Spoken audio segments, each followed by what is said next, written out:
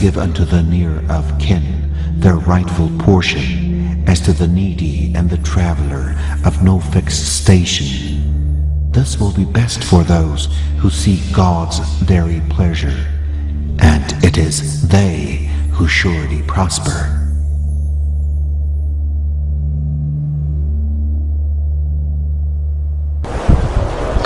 Bismillah.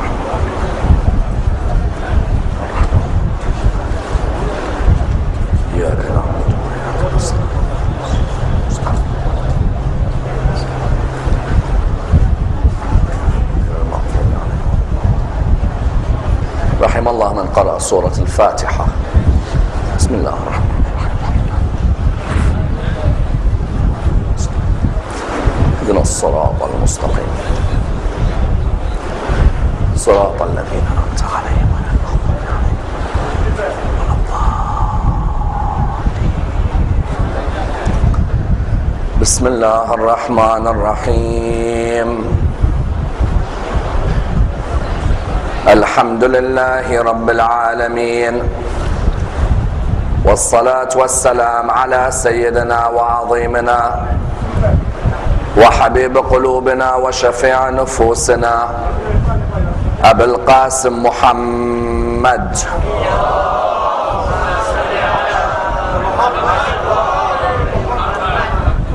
وعلى أهل بيته الطيبين الطاهرين وأصحابه الغر الميامين. الحمد لله الذي جعلنا من المتمسكين بولاية سيدي ومولاي علي بن أبي طالب.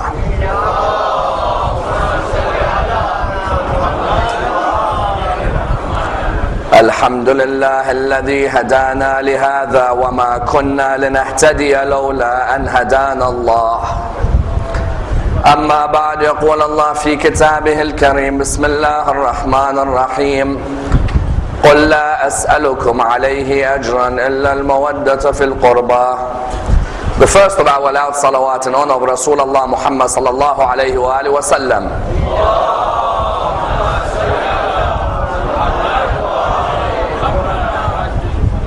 The second in honor of Amir al-Mu'mineen Ali ibn Abi Talib.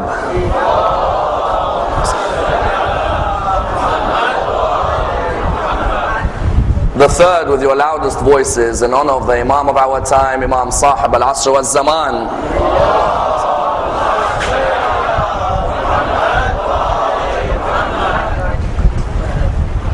There is a request for the brothers to come as close to the front as possible. Sallu ala Muhammad wa ali Muhammad.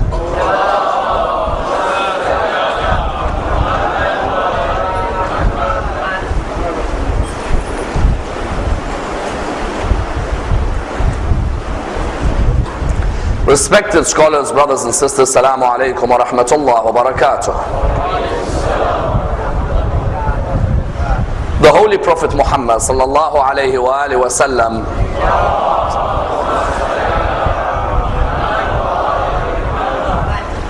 was born in the year 570, known as the year of the elephant.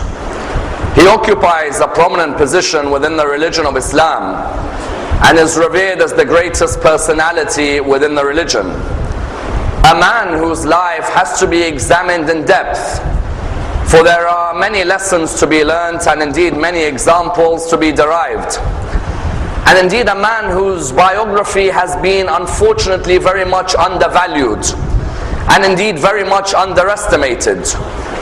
Therefore it is vital that we discuss his biography from the day that he was born until the day he died, in order that we are able to, number one, take as many practical lessons from his life and apply them into our own lives, and then number two, remove any misconceptions that surround his biography. For there was a period in medieval Europe when he was seen as being the devil incarnate, or he was seen as being the false Messiah, or he was seen as being the Antichrist.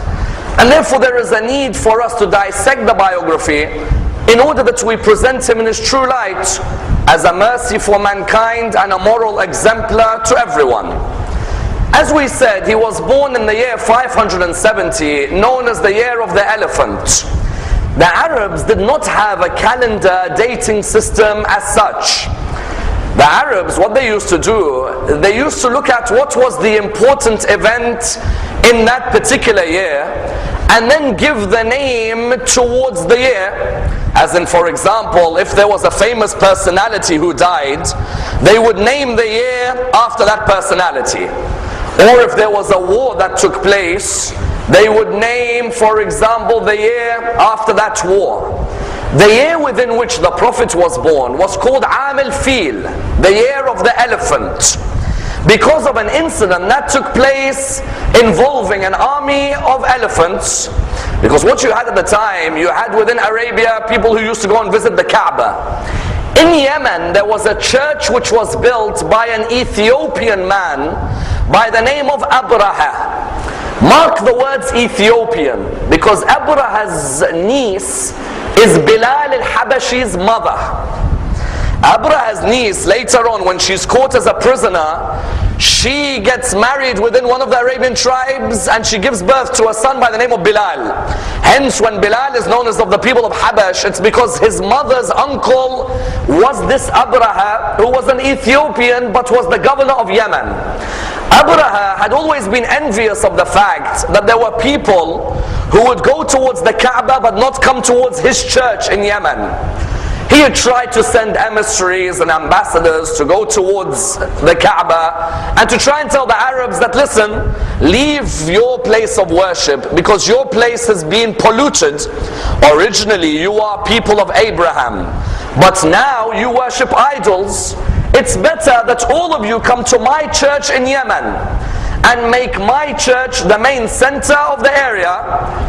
When he had sent one of his emissaries, when he noticed that the emissaries were not successful, the narrations tell us that he decided it's better for him to take his army and march into the Kaaba and to take an army of elephants. Hence, within the religion of Islam, you have a chapter called Surah Al-Fil, chapter 105 of the Quran. And the chapter begins, Bismillah ar-Rahman ar-Rahim. Alam tara kayfa fa'ala rabbuka bi ashabil fil. Have you not seen how your Lord dealt with the people of the elephant? Because when Abraha came, he came with elephants. There was only a few elephants that he bought. But as we know, elephants are oversized, that there only needs to be a few for them to capture your attention. When he came towards Arabia, he came with these elephants, and there were people who definitely were scared. That's why the main person who counteracted him was who? Was Abdul Muttalib, the grandfather of the Prophet. Abdul Muttalib told the people, number one, go and hide in the desert hills. So they went to hide in the desert hills. Then Abdul Muttalib was chosen by the people to go and meet Abraha. Notice from the beginning of the biography of the Prophet, we see that the line of Abraham through Ismail is still looking after the birthplace of Ismail. Yesterday we said in Genesis chapter 17 verse 18 to 20, God promised Abraham that in the line of Ismail there will be 12 princes who are part of a fruitful generation. Abdul Muttalib, what did he do? Abdul Muttalib at this moment came to Abraha. He entered Abraha's tent. Abraha was sitting down. When he entered the tent, Abraha looked at him. He saw quite an imposing figure. He then said to him, sit down. And he said to him, what is it that you want? He said, I want my camels. He said, sorry? He said, I want my camels. You took my camels. I want my camels returned back to me. He looked at him and he said, you know, when you entered my tent, I had a lot of respect for you. But now I've lost all that respect. Abdul Muttalib said, why? He said, when you entered my tent, I thought this is a man who will want his black cube known as the Kaaba protected. Instead, all you want is the camels? He said, that house has a Lord for its own to protect it. And I am the protector of my lot of camels. I want my 200 camels being given back to me. He said to him, get out, get out. There's no agreement between us. Abdul Muttalib came back a second time to try and persuade him. Again, Abraha wouldn't agree. Abraha decided he'll take his elephant, and most of the narrations indicate another 6 or 7 elephants, and march towards the Kaaba. They marched towards the Kaaba, and the Quran put it quite beautifully. When the Quran said, أَلَمْ تَرَ كَيْفَ فَعَلَ رَبُّكَ بِأَصْحَابِ الْفِيلِ أَلَمْ يَجْعَلْ كَيْدَهُمْ بِتَضْلِيلٍ وَأَرْسَلَ عَلَيْهِمْ طَيْرًا أَبَابِيلَ تَرْمِيهِمْ. You all see that what Allah subhanahu wa ta'ala, what did He do? He ensured that if you plan and I plan, I'm the greatest of planners.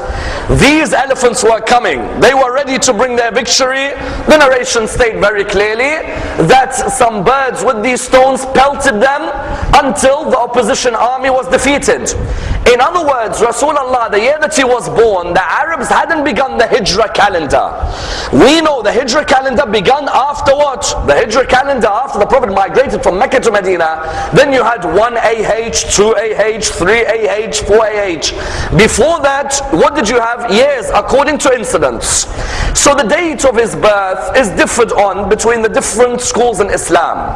Our brothers in other schools celebrate his birth on the 12th of Rabi' al-Awwal. We celebrate his birth on the 17th of Rabi' al-Awwal. It is vital that this isn't a cause of friction between us. Why? Sayid al-Khumaini, may Allah bless his soul, used to stress on this week being a week of unity between Muslims. Because all of us are sharing a common denominator, and that is the life of our Prophet. It should be a case where on the 12th of Rabi' al-Awwal, our mosques go, or our imams go to the mosques of our brothers and celebrate with them. And on the 17th, our brothers are welcomed into our mosques to celebrate with us. There is a difference of opinion, and in the historical research you'll find, I think barring Shaykh al-Kulaini, most of the others will say that he was born on the 17th of Rabi' al-Awwal. It wasn't an easy first few years for him. Imagine in your first few years, your father passes away, according to some narrations, only a few months into his life. His father Abdullah passes away, and therefore Rasulullah is born an orphan. Hence the Quran saying, أَلَمْ نَجِدْكَ يَتِيمًا فَآوَى. When the Quran says, أَلَمْ يَجِدْكَ يَتِيمًا فَآوَى, what does it mean? It means, did we not find you an orphan? The Prophet, when he was born an orphan.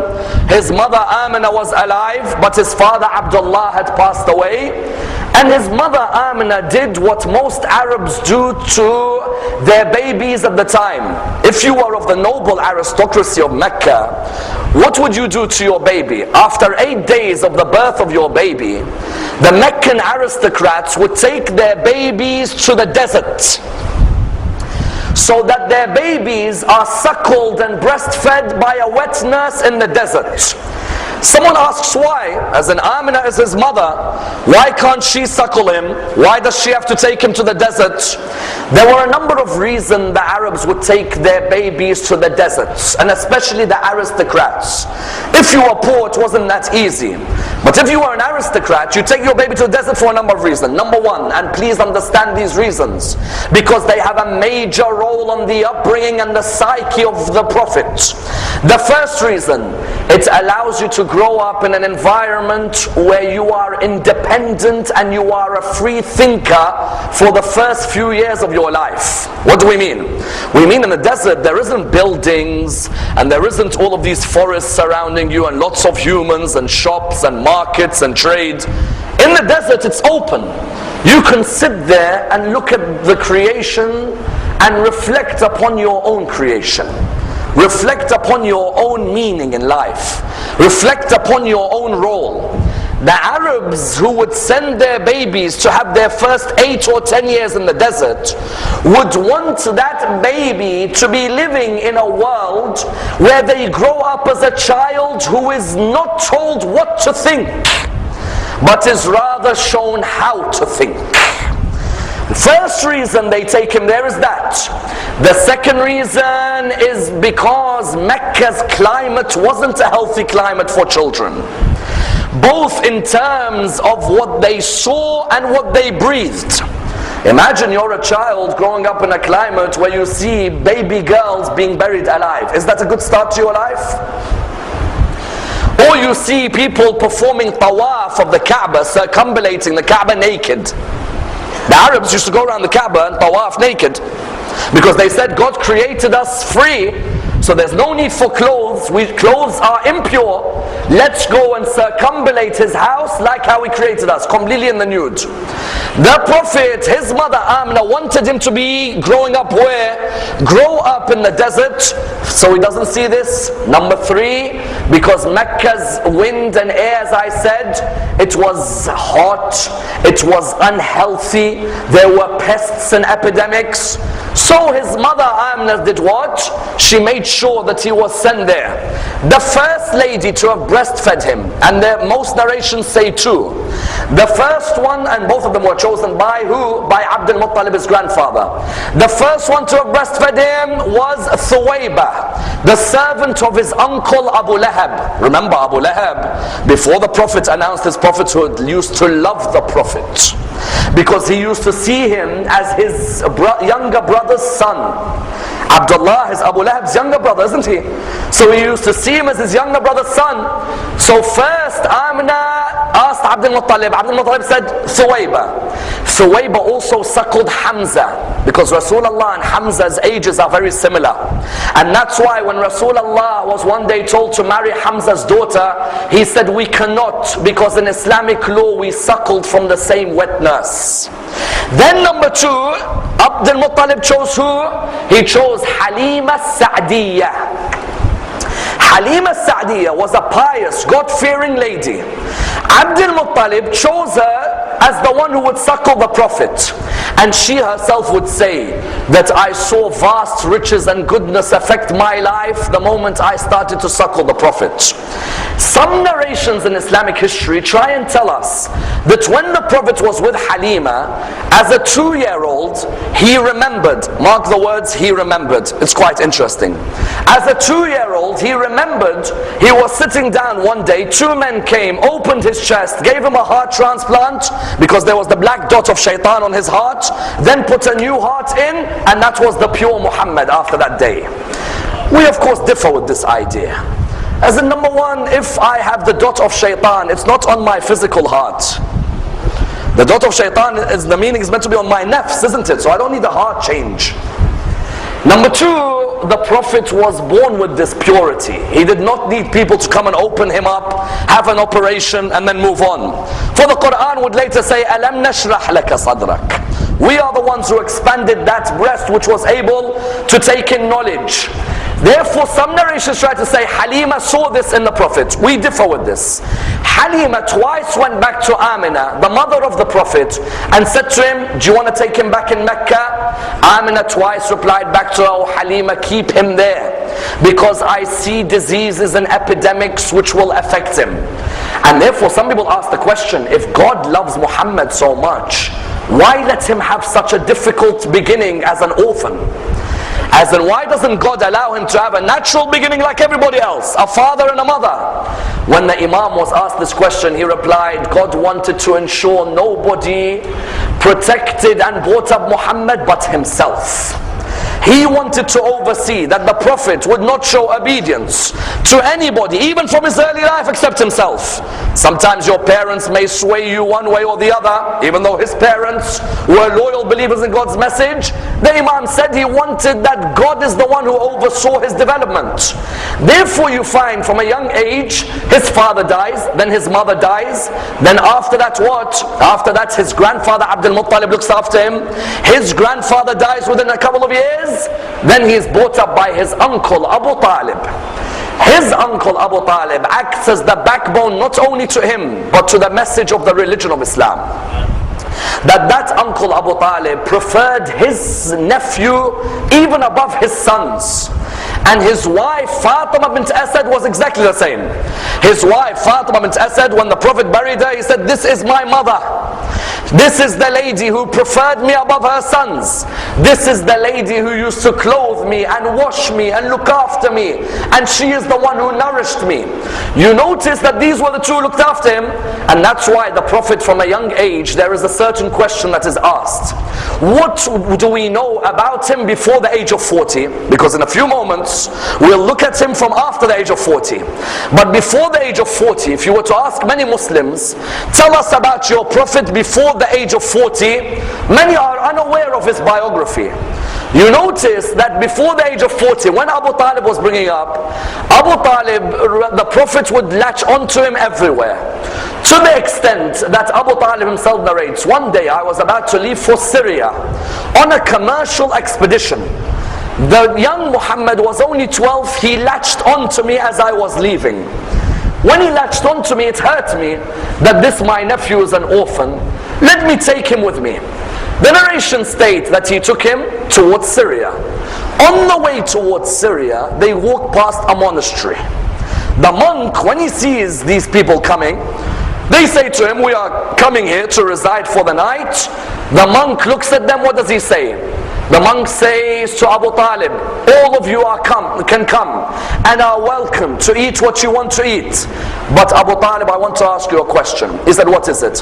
He said, you know that young man was walking alongside you. Bring him tomorrow with you as well. Abu Talib said, very well, I'll bring him tomorrow. The next day when Abu Talib came, he looked at him and he said to him, where's the young man? That young man who was walking alongside you? He said, my nephew. He said, yes. He said, he's just over there. He said, call him towards me. At the age of 12, and this is one of our proofs within Islamic theology, that from a young age he was already inspired with the knowledge of God and the knowledge of his mission. At the age of 40, it's not that he became a prophet, it's that he was now told to announce his prophethood. Before that he knew, because when that monk comes and he sees him, he says to him, in the name of Allah and Uzza. As soon as the Prophet heard this, he said to him, do not bring those names in front of me. Those are the most detested names to me. They were the idols of Quraysh. Then the monk said, I want to give you some sadaqah. He said, we do not accept sadaqah. Then he said to him, can I see the mark between your shoulders? He allowed him to see the mark between the shoulders. He looked at Abu Talib. He said, Abu Talib, if you did not know already, because Abu Talib is already knowing, if you did not know already, then know that this young man is what? Know that this young man is the prophet who Jesus spoke about and who Moses spoke about. And beware of the enemies that he's going to face. And he at that moment said to him, Abu Talib said, how did you know? He said, forget these signs. When you were walking and Muhammad was next to you, I saw every tree bow down after Muhammad left it. Therefore, what do you have? You have from a young age at the age of 12. But even after the age of 12, there is this innate love for justice and removal of oppression. In which way? One of the greatest incidents in his young age was at the age of 20. And years later, he would always refer back to this. At the age of 20, he refers to when he joined and formed a group called Infallibles. Infallibles, what was it? In Arabia, many people would come for the markets. When they'd come from the markets, they'd come from outside the market area. When they'd come from outside the market area, the narration states, they'd come from outside the market area and they'd bring their goods and the people of Arabia would buy. One of these people came from Banu Zubayd, or some say Banu Zabid. He came to sell some of his goods to Al-As ibn Wa'il, the father of Ammar. When he sold his goods, he said to the father of Ammar, he said, Al-As, give me my money. He replied back to him by saying, which money? He said, you've just taken my goods, I want my money back. He said, there's no money for you. And you're a stranger in our land, you're not going to get your money back. And I'm one of the aristocrats of Arabia, so you might as well forget about it. This person, what did he do? He was so enraged, he went on one of the mountains in Arabia and he said, O people of Arabia, I have come as a stranger to your land, and I have been involved in a business transaction, and none of you have sought to help me when this man has taken my rights. At least one of you speak up. A 20-year-old called Muhammad speaks up for him. He gets up and he says, it is unjust for us to be like this with a person who is a guest in our location. And secondly, in a business transaction, how can we be unjust when the goods have been sold? Let us form a league which looks after the rights of business employees, and let us form a league which protects transactions within the Arabian state. How old was he? Remember, he wasn't old, he was 20. There is still no announcement of his prophethood. But from that young age, the first sign people noticed of him, a man who speaks out against injustice. We in 2011, the first example we take of him, how many of us speak out against injustice, be the injustice against Muslims or non-Muslims? Our Prophet didn't look at that man and say, well, that man is not a Muslim, so I'm not going to speak up what's right. Whenever we see any oppression anywhere in the world, we must speak out against that oppression. Because our Prophet from his young age taught us this. This is number one. Number two, not only at the age of 20 did he achieve this, later on he achieved two attributes which the Arabs would honor him for. They gave him the title As-Sadiq and Al-Amin, the truthful and the trustworthy. Notice that the Arabs didn't know he was a prophet, nor did they receive any book from him, but they were concerned with his ethics as a human being. You know, when the Kaaba was affected by a flood, the Kaaba was damaged. They needed to put back Hajar al-Aswad. You know the black stone in the Kaaba? They needed to put back Hajar al-Aswad into the Kaaba. The Arabs had a fight with each other, and you know, unfortunately some of these Arabs were fighting a bit too easily. The Arabs had a fight with each other, and amongst the fights that they had was this one: who puts Hajar al-Aswad back in its position? One tribe said we should put it back, another says we should put it back, a third says we should put it back, a fourth says we. They said, okay, let's do this. The man who walks in next into this meeting, he will be the one who chooses which tribe puts it back. As soon as he walked in, they didn't say Muhammad has walked in. They said As-Sadiq Al-Amin has walked in. The focus wasn't on the name. The focus was on the morals of the man. Today in Islam, there is too much focus on names and not morals. When he began his mission, before he began, you can't just come out in front of people and say, people, I am a prophet, follow me. No. You need to have attributes where for 40 years no one can find a black dot on you. A human being has a funny way about themselves. Do you know what we do as humans? If you give us a white piece of paper and there's a black dot in the middle, and you ask us, what's on that paper? We'll say a black dot. None of us will focus on the white, will we? We love to focus on the dot. Even if there is so much white about someone's character, all we can remember is the black dot. Whereas the prophets did not allow them to point at one black dot. Sadiq, Amin. When he therefore came to announce his prophethood, he came to them and used this. He said, did you not call me As-Sadiq? Did you not call me Al-Amin? When Hajar al-Aswad was to be placed, was I not the one who said, oh, four tribes, why'd you fight each other? One of you holds one part of the cloth, another holds the second, a third holds the third, a fourth holds the fourth.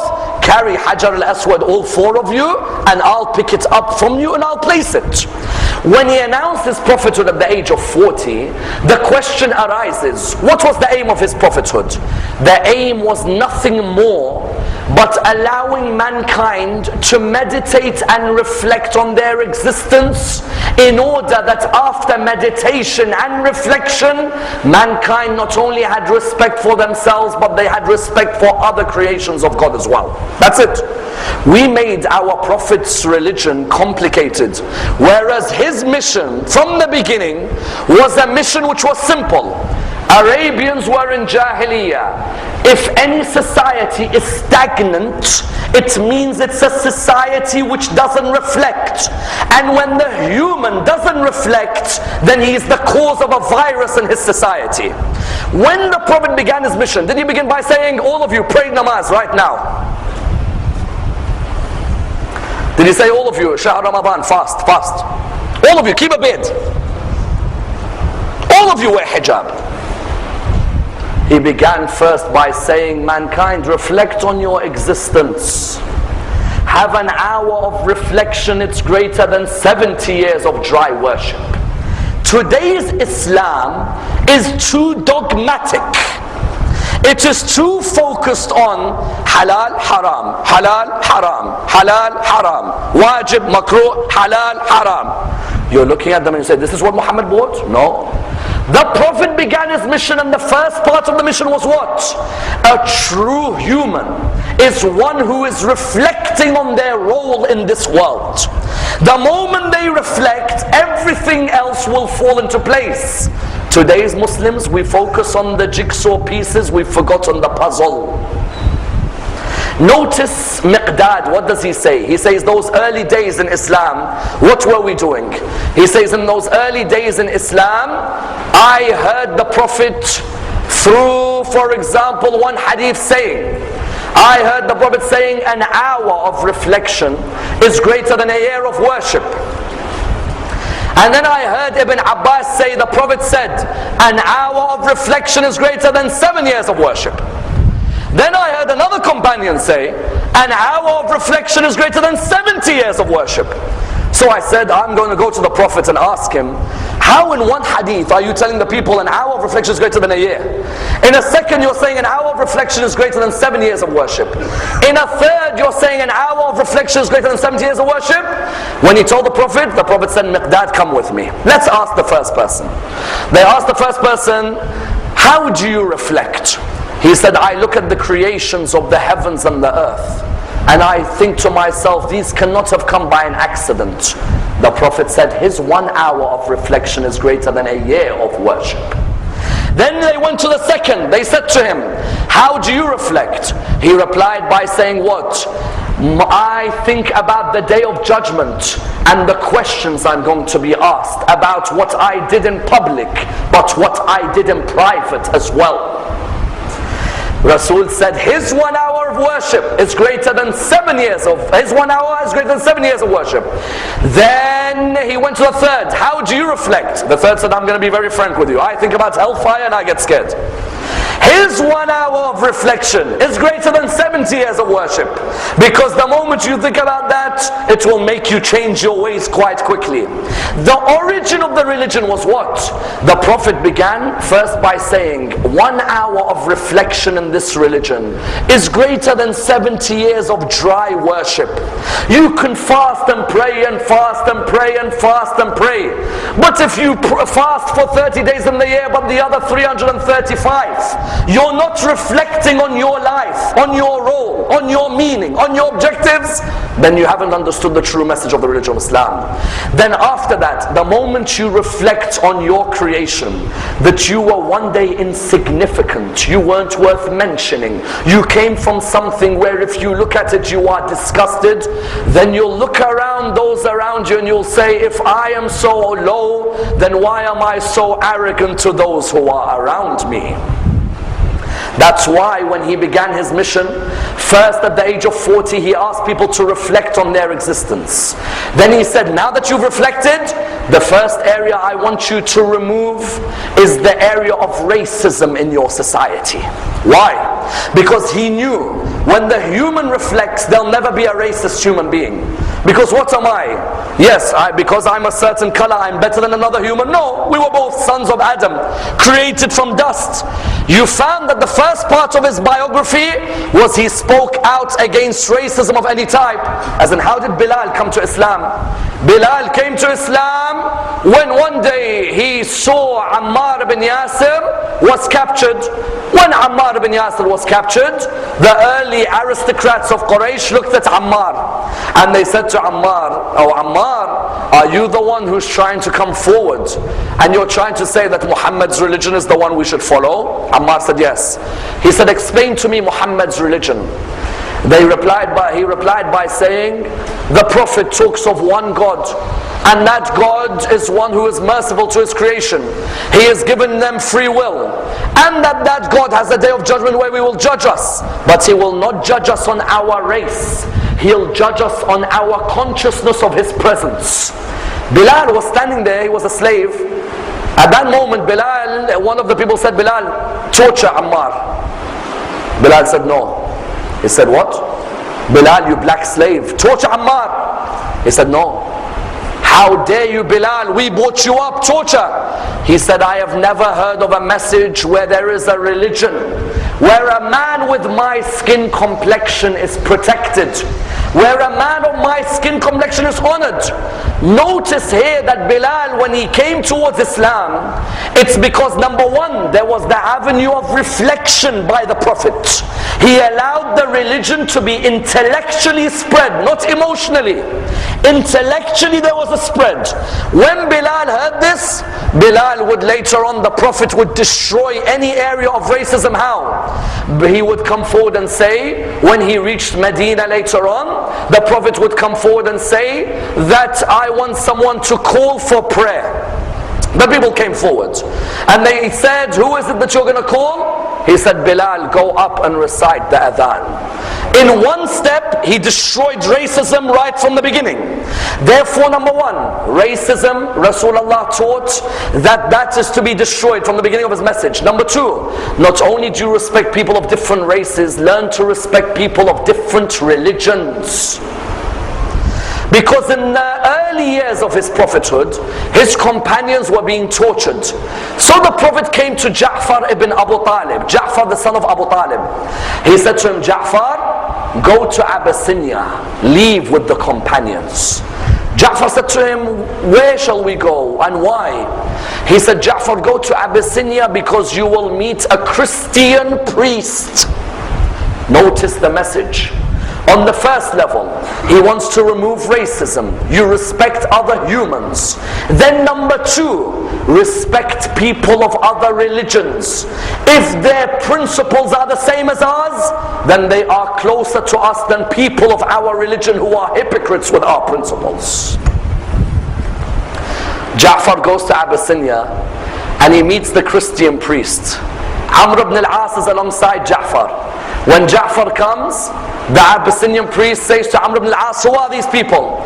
Ja'far replies by saying what? He replies by saying, we are people who believe in all the prophets and the final prophet of God, who spoke about Jesus, son of Mary.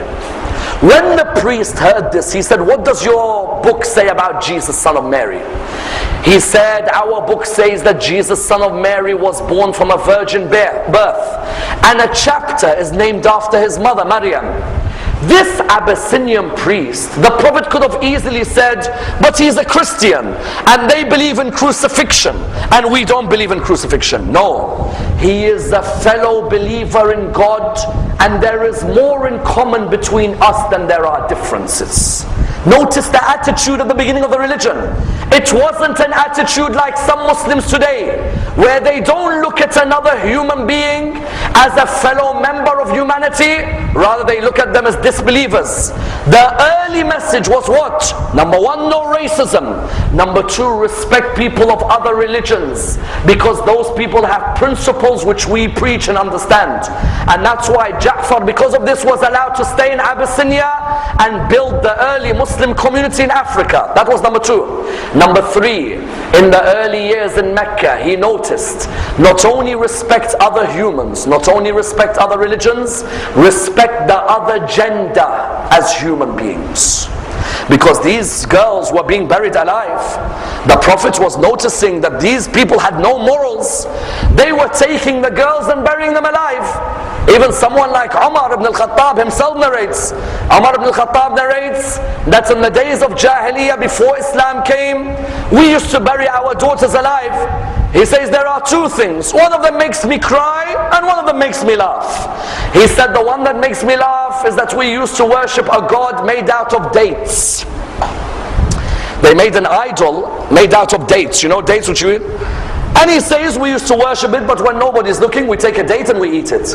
By the end of worship, that god was dead. Then he says, that used to make me laugh. Then he says, there was an area which made me cry when I used to bury my daughter alive. Says, my daughter held on to my beard as I was burying her. But I got the spade and I hit her and I buried her alive. Rasulullah, the Prophet, would notice, if I've come to this society, I first told them to reflect. They've begun to reflect. First, let them respect fellow promote nations and not be racist. Second, let them be tolerant of other religions. Thirdly, let them respect the role of the woman in society. Because if I give the rights to the woman, then we'll have great nations. Notice what he does. First, the woman is not to be buried alive. Second, the woman is to inherit and not be inherited. In the past, woman would be inherited. The Prophet comes and says, no, she has the right of inheritance.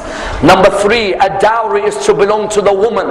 In the days of Arabian Jahiliyyah, the dowry goes to the father of the girl, not the girl. When he came, he said the dowry goes to the girl herself. Number four, heaven lies underneath the feet of a woman. Heaven lies underneath the feet of the mother.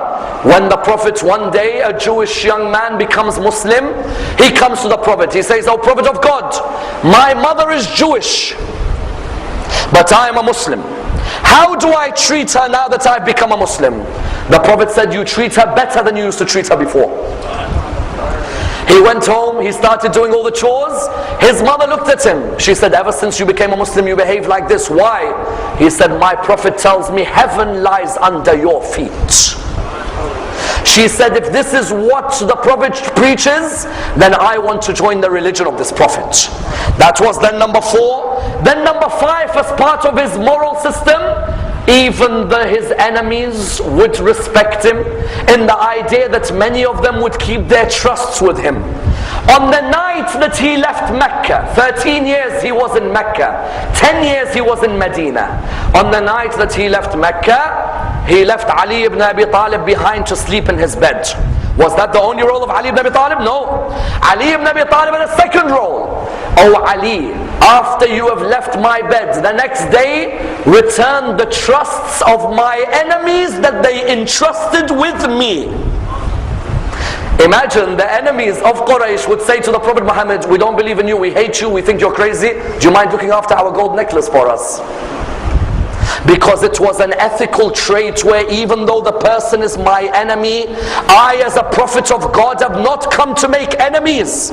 If I can show that I am trustworthy, let my enemies deposit with me. Therefore, after Mecca 13 years, he moved on to Medina. And the fifth important area when he left after 13 years, at the age of 53, when he went to Medina, when they fought him in his battles, many people would come and say Muhammad spread his religion by the sword.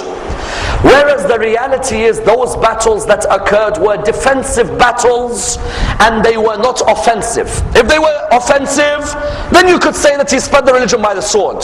Whereas on the contrary, they were what? They were defensive battles. Were they defensive battles to protect Muslims only? No. The Quran came forward in chapter 22, verse 39 to 40, saying what? "Were it not for us telling our Prophet to come out and protect himself, there would not be a single church, synagogue or mosque in existence in Arabia." I ask you, if this Prophet came to spread his religion by the sword, why is the Quran talking about churches and synagogues? Chapter 22, verse 39 to 40.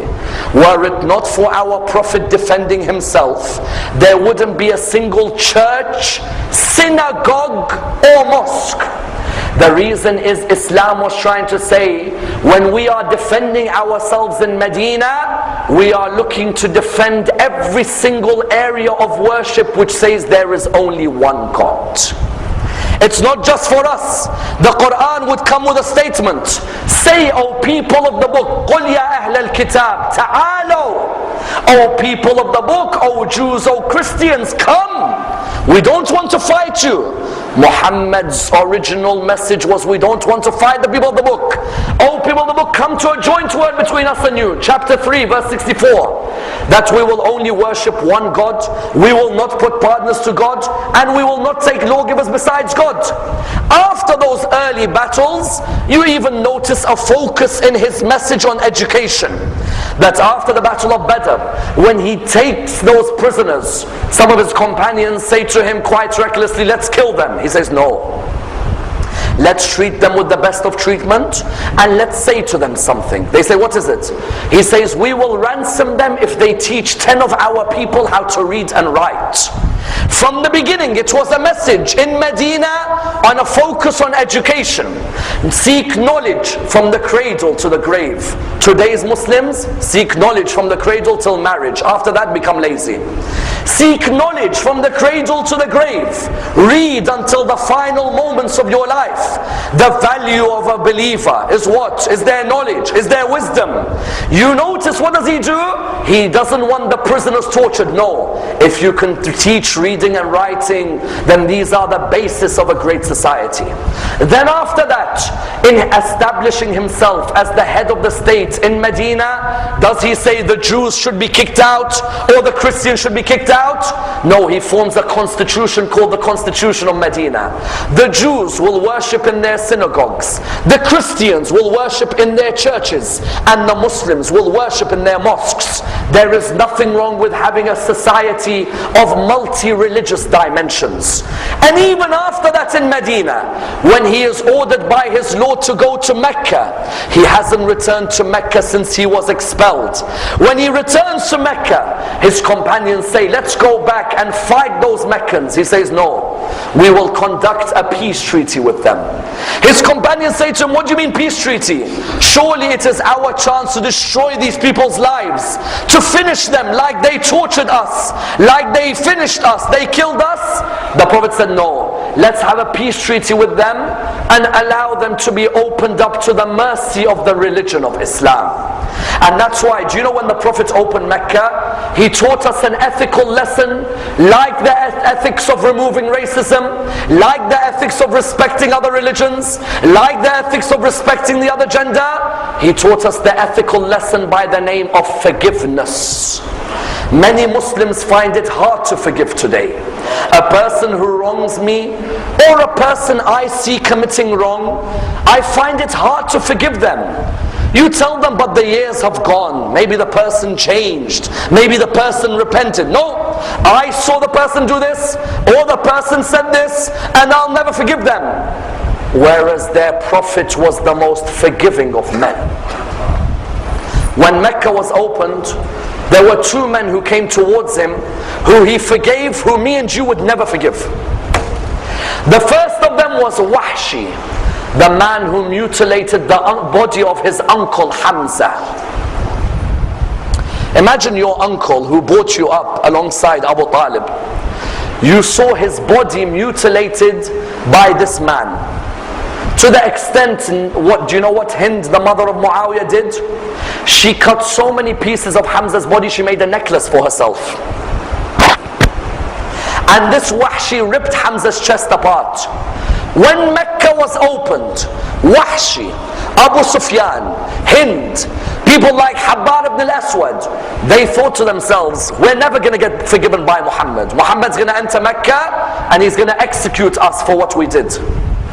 Wahshi and Ammar said, but we hear Muhammad's a man of mercy, and that his religion is merciful and forgiving.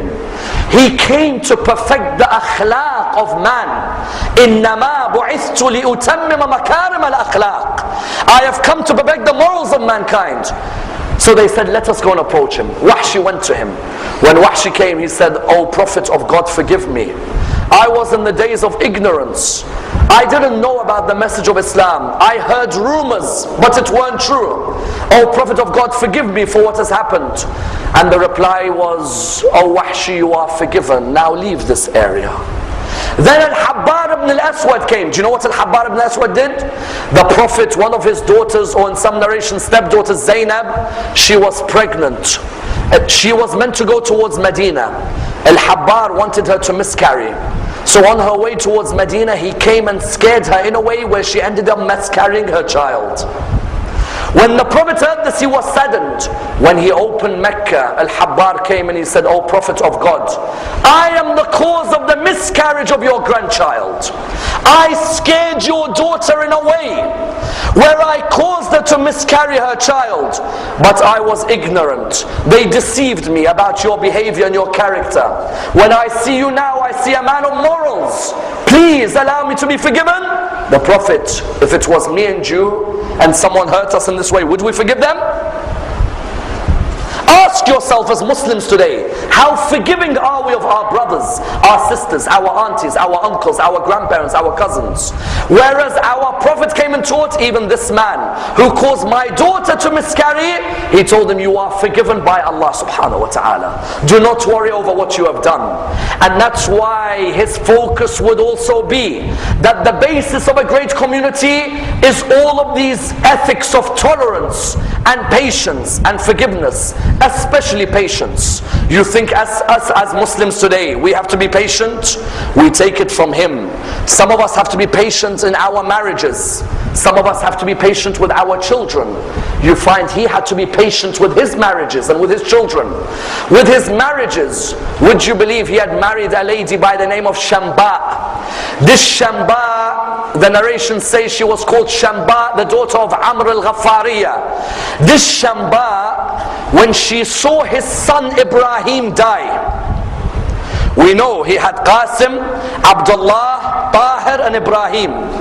You know, when she saw his son Ibrahim die, she was his wife. She saw his son die. She looked at him. She said, if you're really a prophet of God, God would not have caused your son to die. I'm leaving you. And she left. Do you know how much patience you have to have when you're married to someone and they talk like that to you? For you to tolerate? But he was patient. He had another wife by the name of Malika. This Malika heard some people say, your dad, the cause of his death was Muhammad. She said, take all your possessions. She left. Sometimes in our lives we say, look what we face. Your prophet had to face more. Your own prophet had to face more. But he used to say, patience is to faith like the head is to the body. There can be no body without a head, and there can be no faith without patience. Even he had to see a loss of his children. His son Ibrahim died, his son Qasim died, his son Abdullah died. Some of us today say, how comes our children died? How comes my friend's children died? When we say Rasulullah is an uswa, an example, is because everything that we face, the Prophet faced in his life as well. And that's why before he died, he did what any great leader will do. He made it clear to his people that even though I am dying, I will first ensure that I leave behind guidance for you. He left behind guidance on the day of Ghadir when he raised the hand of Ali. And he made it clear to the people that I will never leave this world without ensuring that there is a guide for you who continues to protect the message in the way I gave you the message. But his final act was a true act of charity. His final act was, in Islam, as causing a smile for a fellow human is an act of charity. When his daughter Fatima came towards him when he was dying, there is a narration which states that first she cried, then she smiled. In this one act, the Prophet was showing us that from the beginning of my life until the end, ethics and morality was the message of my biography. When Fatima turned around, they said to Fatima, you cried and you laughed? She said, I cried because he told me he is about to pass away. But then I smiled because he told me I will be the first of his family to join him. Notice from the beginning until the end, the man was a man who brought a smile into the life of humanity and left with a smile. And that's why until today, as a conclusion, it's not only Islam that respects him but others. Guru Nanak believed Muhammad was an agent of Brahman. You find, for example, that somebody like the Christians, the Latter-day Saints, say although we do not believe in him as a prophet, we say he was a moral exemplar to mankind. And no better words than the words of Gandhi when he said, it is impossible that millions are attracted to this man because of his sword. No, it's not his sword. It was his pledges which he kept, and his simplicity in his life, and his devotion to his family and friends that made this man the man that he was. Gandhi then said, I was saddened when the second volume of his biography I finished reading, because I wished I had learnt more about this man, a man who there is none like, a man like Muhammad sallallahu alayhi wa sallam. Let us raise our hands and pray to Allah subhanahu wa ta'ala to raise us with Muhammad and Al-Muhammad, to allow us to implement the lessons from his biography, and to allow us to receive his intercession in this world and the hereafter. Inshallah, tomorrow we will continue with the biography of Imam Ali ibn Abi Talib. Wassalamu alaikum wa rahmatullah wa barakatuh.